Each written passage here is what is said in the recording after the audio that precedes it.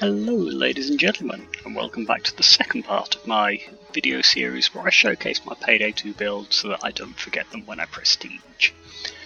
This one is going to be my run and gun build, which I'm effectively using as my loud dodge build.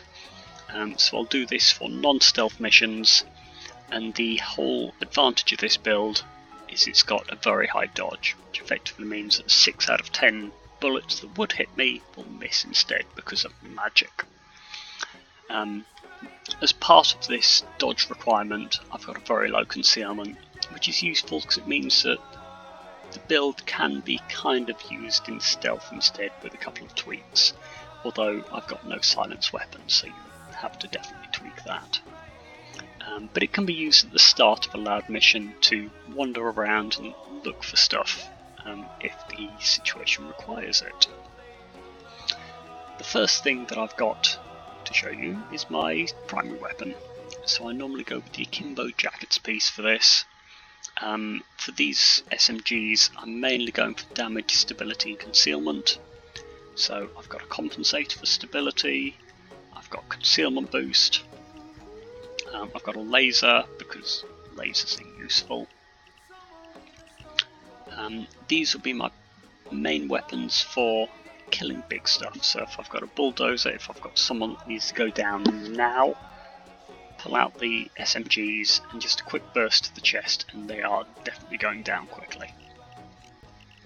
But they don't have enough ammo to sustain themselves properly.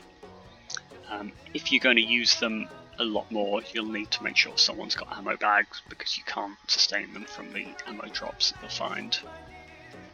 For my secondary weapon I've got the Crosskill Guard pistol. This pistol's very useful because a lot of the time I use it as a primary weapon. I'll use it 90% of the time because with massed left clicking, because it's got a very high rate of fire, with massed left clicking it's actually quite accurate, quite stable, and you can shoot people off in the distance quite well with it. So I'll also use this for taking down snipers and stuff, but even at close range, just shooting enemies, it's very useful. Because of this, I've gone for kind of accuracy, stability and concealment as well as damage. As you can see, this has gone for a lot of accuracy, concealment boost again, laser because lasers are useful, ergonomic grip for some stability, and then a slide for a bit more stability. Most of the time I use the Crosskill Guard pistol because one of the other advantages is that with all the ammo boxes you're picking up, it's effectively, you will never run out of ammo, pretty much. And then you can swap to the akimbo SMGs for situations that require it or where you need to kill lots of people quickly. Melee, I use the electric brass knuckles because when you punch people it lets you stun them temporarily, which is very useful for getting jokers, because I find the best way to get jokers is deal someone a tiny bit of damage and then shout at them, and electric brass knuckles are wonderful for that. For throwables I use incendiary grenades because you can set people on fire and it goes off fairly quickly after you throw it, so you don't have a long time delay, which means you can throw it at shields and dozers, and then with your high movement speed you can run away while they burn to death, which is nice. For perk deck I've got Rogue, primarily because Rogue gives you ridiculous amount of dodge. And this build is all around dodge, so having skills that let you dodge, or having a perk deck that lets you dodge is useful. For armour I've got a 2-piece suit, because again if you have heavier armour it just reduces your dodge really fast. And having lots of dodge is just very, very handy. And then for deployable I've got Dr. Bag. Most of the time you can keep yourself sustainable in terms of health, which I'll go into more later, and by running around in and among the enemy police you pick up ammo boxes which will keep your weapon self-sustained between the two of them, which you can both use as your main weapon effectively. You keep yourself sustained with ammo. So doctor bags are just for the occasions where you get knocked down or cloaked or caught out, it's useful that you're not going to go out of the game. Looking at the skills, one of the disadvantages of this build is that you need a lot of skills to make it work. With a lot of other builds, you can get by with like 50-60 skills and the build still mostly works. With this build, it spends a long time at you don't have enough skills to properly make this work, and then very quickly becomes very powerful once you get like level 80 or 90. But below about level 70, I wouldn't even bother with it. So, looking at the skills then, in terms of the medic tree, the whole aim of this is to get to Inspire. Being able to pick your crew members up instantly at a distance, through walls even, is incredibly valuable, and it's almost impossible to do high level games without at least 2 or 3 team members who've got Inspire. I've also got Combat Doctor, which lets me take 2 bags and lets them all have more charges, which is again very useful. Painkillers, crew members I revive, are basically a bit less likely to instantly die, which is again handy. And Combat Medic, so I get damage reduction during and after reviving people, and it gives them more health, so again they're less likely to instantly go down. This tree is very, very handy.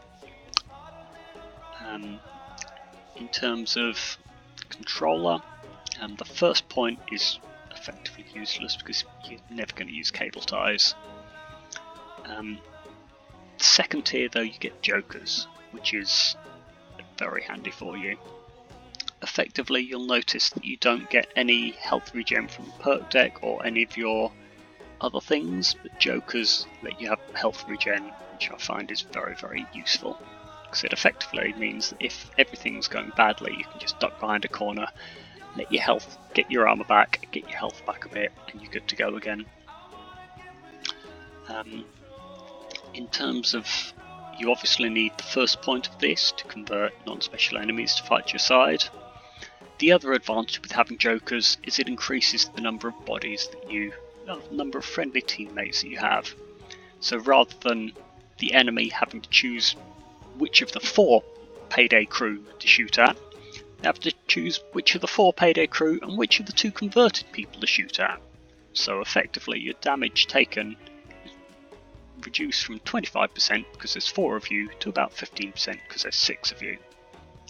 And if you've got 2 or 3 teammates who've also got jokers, suddenly rather than shooting at 4 people, then maybe shooting at 10 people, which drastically reduces the damage that you take, just by dint of not being targeted. I ace Confident because that lets you have 2 converted enemies at once, which is twice as good. You notice I don't bother acing this because the main reason I'm taking jokers is to increase my health, or increase the survivability, and having the jokers deal a bit of extra damage doesn't increase that. And ideally, I'm only going to be converting maybe 2, 3, 4 jokers in a game, so reducing the time taken isn't that important. This is very important though. Having converted enemy increases movement speed, increases my health, and reduces the damage that they take, which makes me more survivable and means that I don't have to bother converting people too quickly. All in all, a good pick. And this one is very useful as well. It gives me health regen. So if I've got at least 1 converted law officer, it lets me regen health, which is very, very useful. I'd say it's a almost requirement to have this tree maxed out. It's almost a requirement to get at least 1 joker and at least 1 point in this, because you get health regen then. You can max out the tree a bit later once you've got a few more points. I had a spare point left over at the end, so I got some more weapon stability to make my guns a bit more useful, because they're both quick firing guns. Having more stability is handy. Going up Enforcer.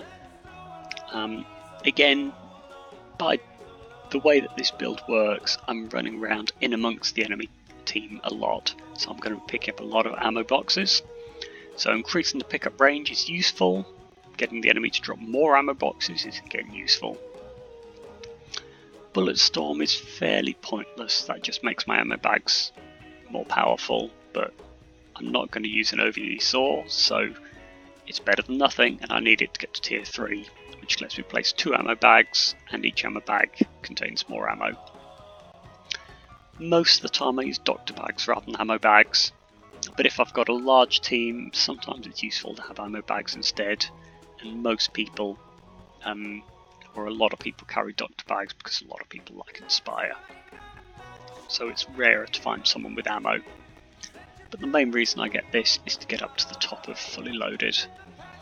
It's useful to have more ammo capacity, but it also increases the ammo I get from ammo boxes, which is very useful because I'm going to be running around amongst the enemy team getting a lot of ammo boxes. So this effectively means that I'm self-sustaining on ammo. It also gives me the chance to get throwables from ammo boxes as well. So when I'm throwing my incendiary grenade, I don't have to worry about it. I can just throw it out and know that I'll pick up a new one soon. Disadvantage with grenades in most games is that if you've got a half-hour game and you've got, I don't know, half a dozen grenades or whatever you start with, you will very quickly run out of them. With this, you can just keep picking them up, so it doesn't worry you that you're throwing one at that dozer or that shield, because you get a new one very shortly. It's very, very handy to get to max out this tree, because otherwise you're basically going to have to be reliant on ammo boxes or ammo bags for the whole game. In terms of technician, again I had a point spare, so I chucked it into weapon accuracy. As an alternative, you could chuck it into resilience to increase your armour recovery rate. It's useful to be able to quickly duck behind stuff and regen your armour, especially because you're not going to be near your team normally. So being able to just duck behind a telephone box or something for a couple of seconds to get your armour back before going out again is handy. But also having accuracy is good too. In terms of Ghost, maxed out duck and cover, which gives me more dodge, which is very useful again.